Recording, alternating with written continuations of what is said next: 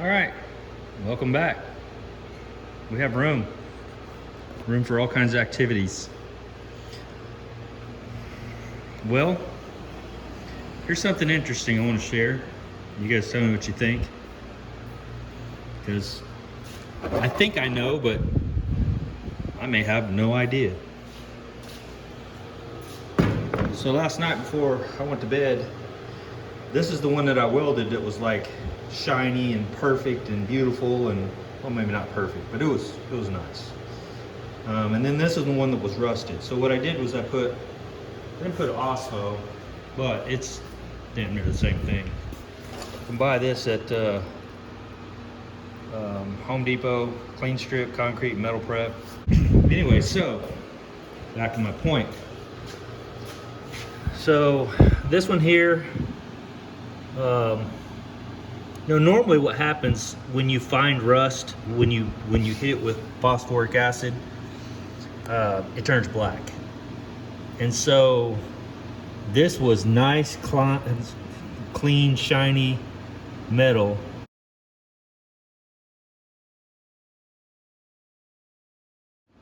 That I had just cleaned the piss out of with 80 grit and the whole thing. That's the one I welded together. And here we are. Anyway,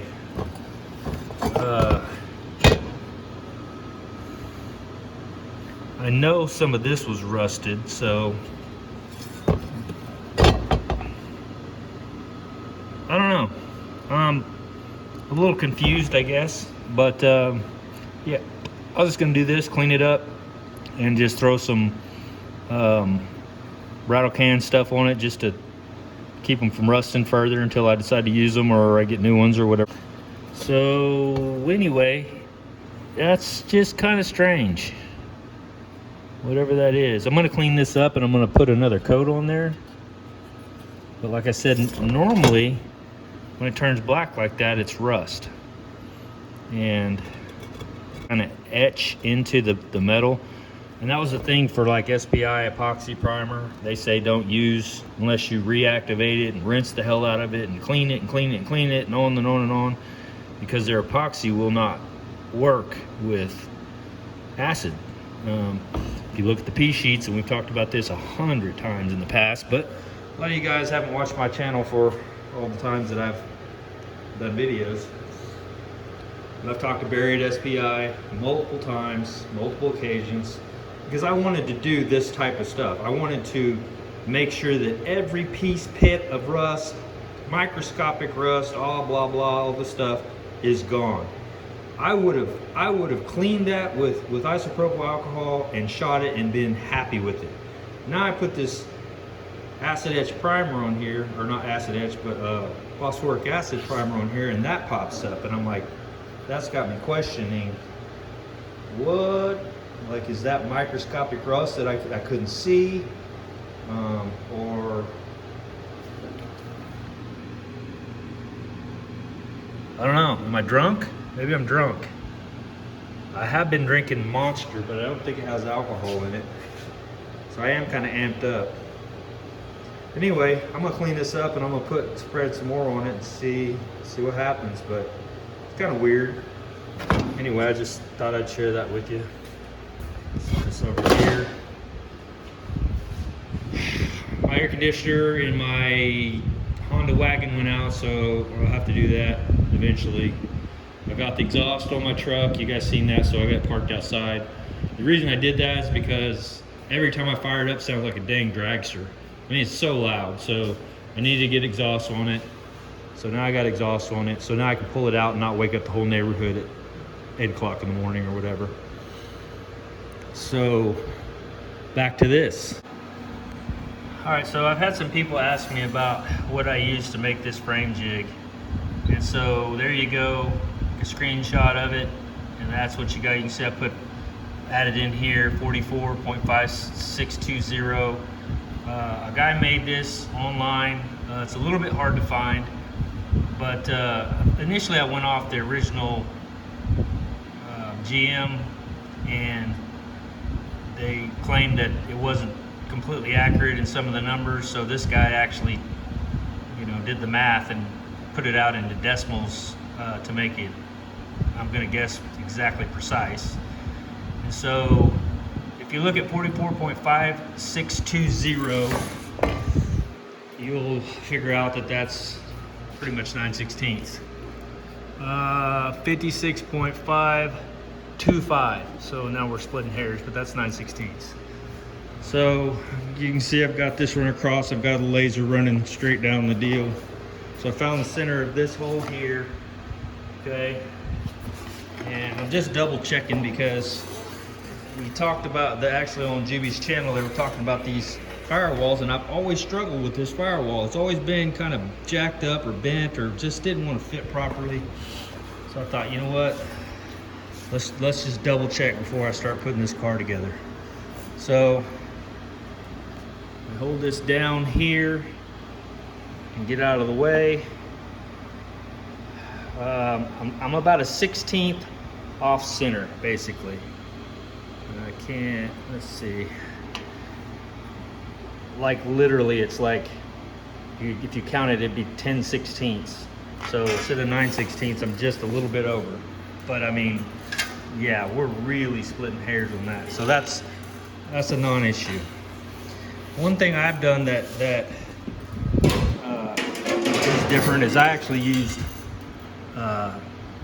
these bolts to go up through there, and because I've had it in and out so much, it's starting to get kind of rough. I probably need to get another bolt. But so to find my pin area, that's a slip fit, and I run that down on it and crank it down, and then it stays right there. So that's how that works. The dimensions here, 44 and 9/16. Dimensions here are 33.5 from center to center, that to there, and then those are the important ones that run across. These here, I measured out, made sure that they were sitting on my frame. I also ran a pin up through here, not a pin, but a bolt up through here to find the center of that. So this jig, I found center of everything. You can see how I built it. So if you're curious as to how it looks and how it's built, this is how it's built. I'm not trying to hide anything. I could measure that across from center to center if you want to know exactly what that is. If I can find, there it is.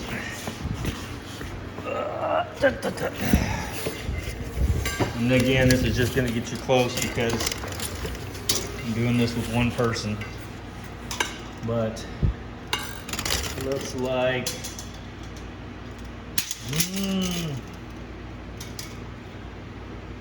that's going to be hard. That's going to be hard to find the center of that with just me with it, unless I move that. But it's looking about 44 and 3/4 ish, somewhere in that area. But again, without actually doing what I did up there with one person, I can't find the direct center of that. I can pull this and tell you how far this is to the outside, which is 46 3/4. It's from outside to outside. So maybe from there you can figure out if you're wanting to build it like this. I was told that probably be better to not have these structures on top, but to actually cut them and drop them in and square everything that way. The reason I did this was for strength, because I thought, well, you know, that's going to be stronger sitting on that and then whatever. But I was advised it would be better to actually build it like you would a wall of a house, you know, so actually cut it, slide it down in, square it up, and then weld it that way. This has seemed to work out fine for me. These little guys here, I built these to hold up my car up there. Let's see, I've got these, they slide in and out. Basically, you can see where I tack welded that, and you can see where I tack welded. When I was pulling the car apart, I had it in there, I actually tack welded it in like that. Or, well, that would be the other side actually. But you get the idea. I'll just come back over here and I'll show you how that it basically slides in there. This thing comes up and you can slide it in and then lock that down where you want it, and it held up that part of the car right there. So once I was done with that, I just cut the tacks and moved on, and you can see I haven't used this thing in forever. But I got both of them. All right, what else? I think those are 6-inch casters, I believe. That's 2x3 11 gauge steel, and pretty much used all the same stuff. This is 2x2 11 gauge steel. This is 2x2 11 gauge steel. And so yeah, it's as close as I could possibly come up with without having you know, somebody I knew, like say Juby. They do a bunch of those cars, so they've proven their jig to work. This jig is the first jig I've ever built. I think it's right, I hope it's right, but who knows 100% for sure, because the car hasn't actually been put completely together, welded together, and you know, see if it goes down the road straight or not. But so this firewall, this is an AMD firewall. I do not have the problem of it bowing out this way. I have more of a problem with it bowing in this way. I was taking the bar, like Juby said in his video, and running it back with a strap, and that's not going to work for me, because this doesn't need to be pulled back. If anything, it needs to be pulled forward. So I don't know if when I was doing all this, maybe I tweaked it out the way it needs to be or whatever, because it's been cranked on quite a bit. Underneath, I actually, to make this fit, because I was having problems right here with this corner, I actually welded some stuff right here. You see these weld spots and these weld spots? I welded brackets under there and actually pulled this thing out that direction to get these to fit, and massaged them and did all kinds of stuff. So anyway, that's the way I built my frame jig. It looks like it's fairly close to what Juby has, except for one thing I can still do it. That's the thing, I can still do it, which is awesome. Is he has a deal that comes under here and comes up through these. Well, that's freaking awesome right there. So that would be another point where you could make sure, you know, your stuff is right. So, but again, I don't have a Camaro. My Camaro was hitting the back end, T-boned. The whole thing is just jacked. So that's why I went with new floors. Well, when I got these new floors and everything, I thought, you know, other than some minor stuff, they're probably should be on the money, right? Well, I'm finding out now not so much. So it's caused me to go back and do a little bit of rethinking on this or whatever. But let me set you down and I'll show you how this fits on here. And let me put you on a stand here.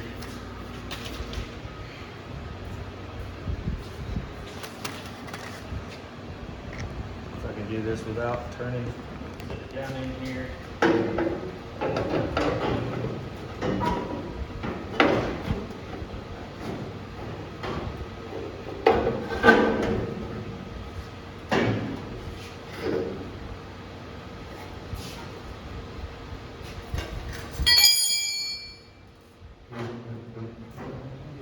Lined up. What I have is these bolts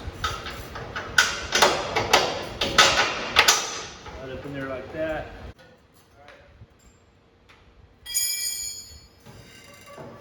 That's going there. It's not going anywhere.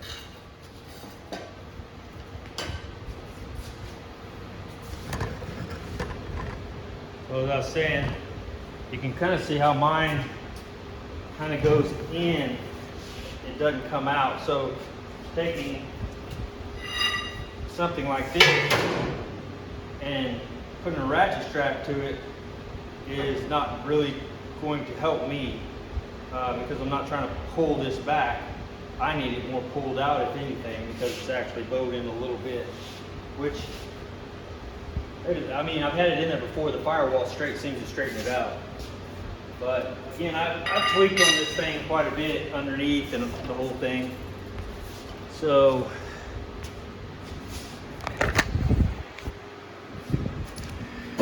I squeeze that together, pinch it in. You can see that's going to fit. This actually right here. Try this again. If you'll be able to see that or not, probably not. But I have pins in here to where I can come in and push that up like that. See how it does? Probably even put a jack under there. That lines up my pin marks. And then pull that together. Same on this side. Pull it in like that. That gap's closed. And pretty well good to go.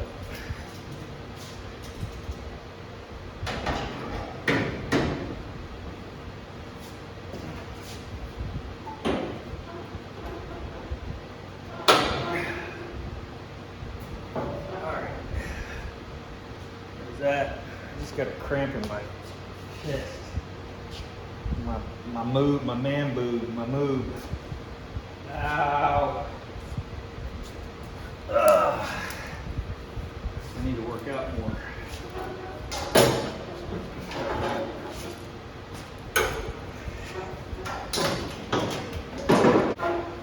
Woo! Now I'm seeing stars.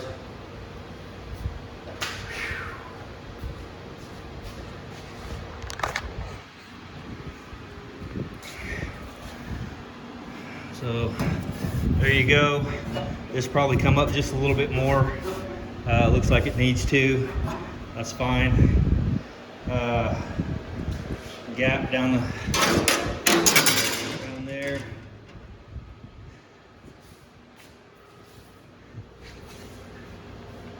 Underneath there.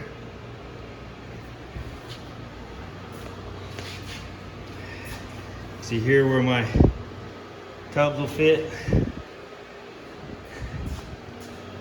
This side, no gap here. This is overlap. Pull this down, kick that in just a little bit more, get these holes lined up. I've got these pinned and it's all good. So no gap down through there. This is lined up here where my mini tubs come through. Had I known better, I would have rounded this instead of cutting it like DSE said to do. There's several things that I had done a little differently, but I didn't know at the time.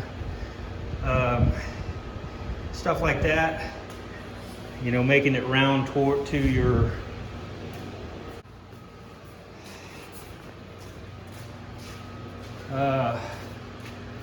oh yeah, what was I saying?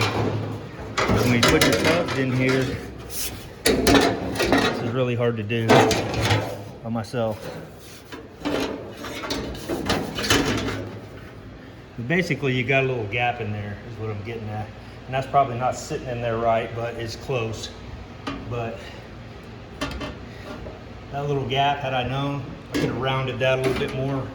And yeah, so just little stuff like that. I mean, it's not a big deal, but if I knew what I knew now, I wouldn't have cut that like that. I'd have rounded that a little bit. Now I had to make these flaps, but I still think I could have left that round in there. And I'll just have to put a piece in there to seal that up on both sides. But yeah, that's it. That's with both my rockers on. Clearly, these have to slide up inside here. They go up in here. Those have been in and out multiple times. They slide in fine. So that's what I do, is I just pull this underneath, and then that's the first thing I do is slide those up in next to my floor pans, clamp it, make sure it's level where it needs to be. I've already got holes drilled so I can put them back in where they were. And yeah, the reason I did this is because I was like, man, I need to make double sure that my firewall is going to work properly. It does, it bows back that way, but when I put it in, I have to actually pull it out away, so as it goes down, it kind of pulls it back out, and it also kicks it forward a little bit more, so everything lines up like it's supposed to, or at least what I've seen so far. So Juby, if you watch this, you see something wrong, you see something I'm doing that I need to change before I get this thing finalized and start trying to, you know, weld everything together, let me know, because I don't do this every day like you do. You've seen it day in and day out. And again, that's an AMD firewall, it's not a Dynacorn. After I listened to you, I was like, dang it, I wish I'd have bought a Dynacorn now. It's just stuff you don't know, you know, when you don't do it every day. So anyway, that's gonna be it, guys. Appreciate you watching, and you guys have a good one.